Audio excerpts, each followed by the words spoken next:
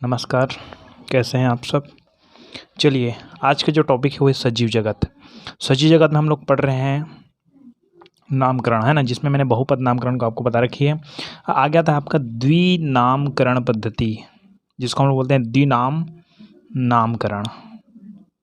ये इसको अच्छी तरह से लिखेंगे तो क्या लिखते हैं, द्विनामकरण पद्धति लिखते हैं अधिकतर, है ना। लेकिन कई जगह क्या लिखा होता है, द्विनाम नामकरण लिखा होता है। इसका मैंने एक वीडियो और बना रखी है द्विनामकरण पद्धति का, लेकिन उसको मैंने पीडीएफ फाइल में बनाया है। तो एक कमेंट आया मेरे पास कि पीडीएफ फाइल वाला ज़्यादा समझ नहीं आ रहा है सर, आप हैंड राइटिंग में बताइए करके। तो मैं हैंड राइटिंग बता रहा हूँ, तो आप दोनों वीडियो भी देख सकते हो, उस वीडियो को भी देख सकते हैं। लिंक मैं डिस्क्रिप्शन बॉक्स में दे देता हूँ, है ना। तो हैंड राइटिंग वाला में क्या होता है कि मैं खुद ज़्यादा अच्छी तरह समझा पाता हूँ और पीडीएफ वाला में थोड़ा समझा नहीं पाता, है ना। तो सीधा चलते हैं पॉइंट में, है ना। ये है हमारा 11वीं बायोलॉजी चैप्टर फर्स्ट सजीव जगत, है ना।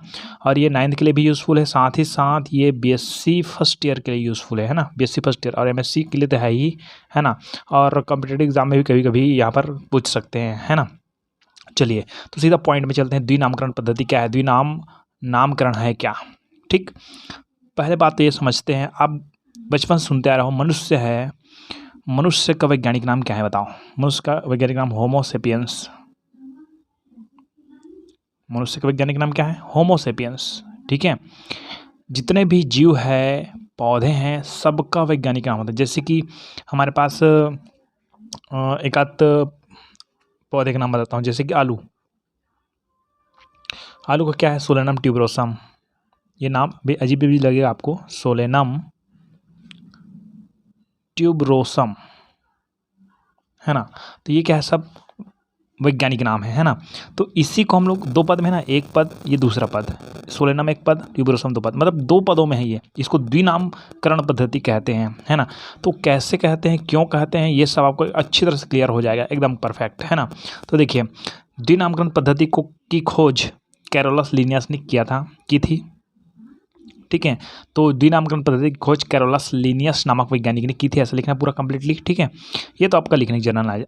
अब यहाँ समझ आना शुरू हो जाएगा कि द्विनाम नामकरण पद्धति वह पद्धति है जिसमें प्रत्येक जीव का नाम दो शब्दों में रखा जाता है। मैंने बताया मनुष्य का नाम दो शब्दों में रखा गया है, होमो सेपियंस। अच्छा, एक चीज़ और बता देता हूँ कि ये द्विनामकरण पद्धति की आवश्यकता क्यों पड़ी। अब देखो, आलू के बारे में बताता हूँ। हमारे छत्तीसगढ़ में आलू बोलते हैं इसी को, है ना। अब वही हम दूसरे तरफ जाएंगे तो उसको बटाटा भी बोलते हैं, बटाटा बोलते हैं। अगर इंग्लैंड में बातें करें तो उसको पोटैटो बोलेंगे। और कहीं बात करेंगे तमिल में तो उरी लग्गू हंगुस। अब बताओ, 3-4 नाम हैं आलू के।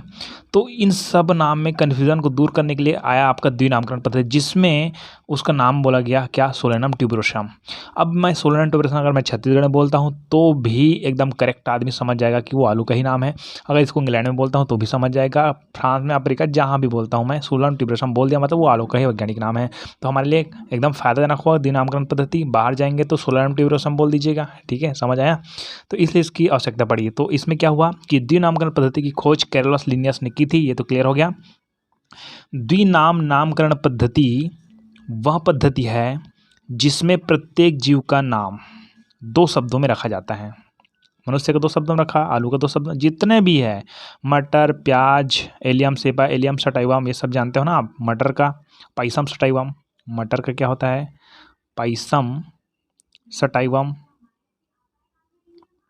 है कि नहीं, है ना। बरबट्टी जानते हैं ना, बरबट्टी, विग्ना साइनेंसिस, हर बार दो ही शब्दों में लिखा जा रहा है, ठीक है। तो वह पद्धति है जिसमें प्रत्येक जीव का नाम दो शब्दों में रखा जाता है।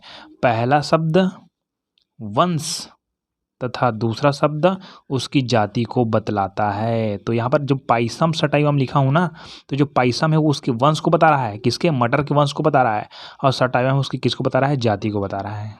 समझ आ गया।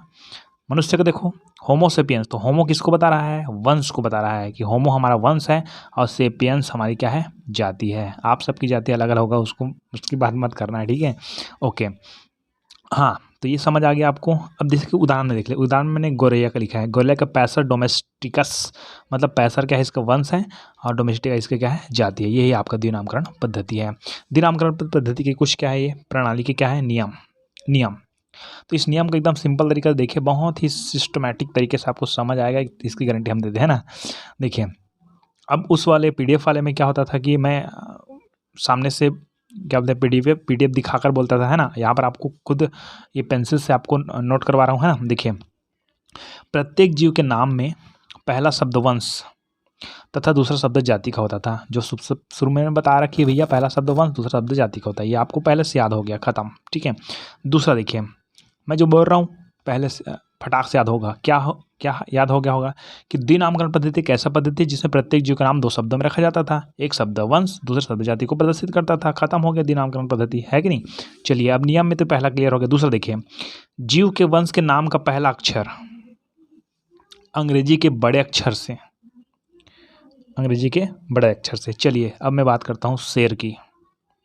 शेर, है ना, शेर की बात करता हूँ तो इसका क्या नाम है,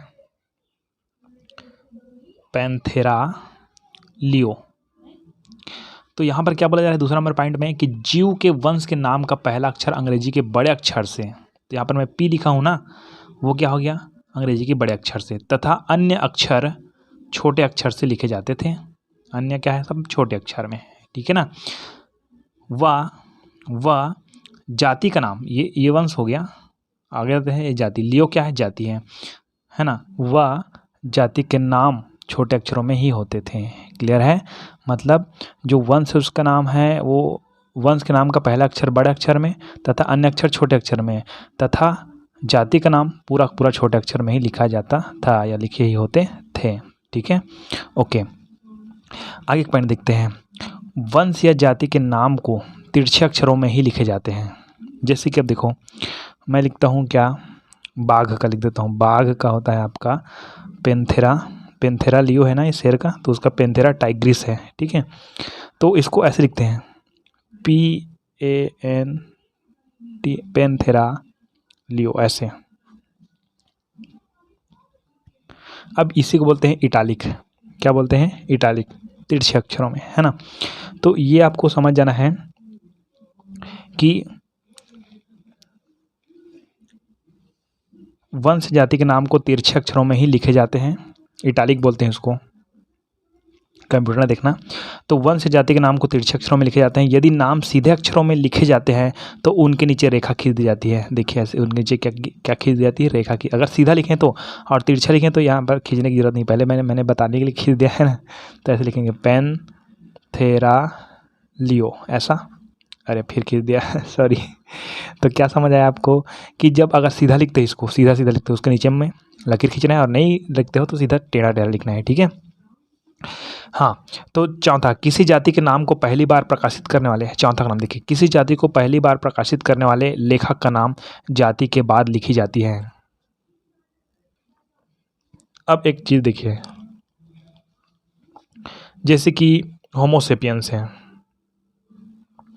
होमोसेपियंस किसका बताया था मैंने, होमोसेपियंस किसका है, मनुष्य का है। तो इसकी खोज की थी किसने, लिनियस ने, लिनियस। हाँ, तो अब क्या किया जाएगा, किसी जाति के नाम, तो ये वंश है और ये जाति है, तो किसी जाति के नाम को पहली बार प्रकाशित करने वाले लेखक का नाम, है ना, जिसने प्रकाशित किया है, प्रकाशक का नाम जाति के बाद लिखा जाता है। तो होमोसेपियंस लिनियस इसको लिखना है, लेकिन इसको लीन करके लिख देते हैं थोड़ा से। तो देखो होमो वंश, ये जाति, और ये किसका हो गया, प्रकाशित करने वाला का क्या हो गया, नाम हो गया। इस तरह से भी लिखा जाता है, लेकिन अधिकतर ये वाला नियम अभी आजकल नहीं चलता, केवल 2 ही नाम लिख देते हैं, ठीक है, लेकिन बेटर यही है ना। पांचवा, अगर किसी जीव के लिए एक से अधिक नाम दे दिया गया है, चलो मैंने दे दिया होमोसेपियंस, मैंने नहीं जी, इसने दिया है ना होमोसेपियंस। अब इसका थोड़ा सा बढ़ता जाएगा, 12वीं में आप पढ़ते जाओगे कि होमोसेपियंस के बाद होमो इरेक्टा ऐसे बढ़ता गया। तो भाई जो पहला नाम दिया गया था वही सर्वमान्य है, निर्णायक का निर्णय ही सर्वमान्य है, समझ आया।